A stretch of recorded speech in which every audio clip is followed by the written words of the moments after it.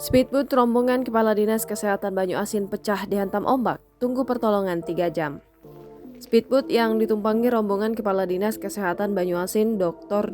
Rini Pratiwi MKes, Camat Banyuasin II, dan Ramil, perwakilan Polsek Sungsang dan Polair, pecah dihantam ombak dalam perjalanan pulang setelah melakukan perjalanan dinas ke Desa Tanah Pilih pada Rabu 20 Oktober 2021. Beruntung pecahnya lambung speedboat saat berada di sekitar Sungai Barong diketahui, sehingga serang speedboat langsung berinisiatif untuk membawa speedboat menuju ke tepian sungai.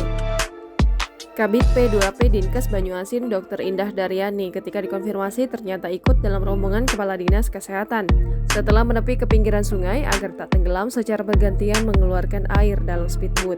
Setidaknya, berdasarkan informasi rombongan terdampar lebih dari 3 jam sebelum speedboat pertolongan tiba di lokasi.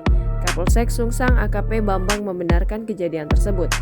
Dari informasi yang diterima, bila speedboat rombongan Kadinkes Banyuasin pecah dihantam ombak, pihaknya bersama TNI Angkatan Laut Kecamatan Banyuasin II langsung menuju ke lokasi kejadian untuk melakukan evakuasi. Setidaknya sebanyak 9 speedboat dikerahkan untuk mengevakuasi rombongan.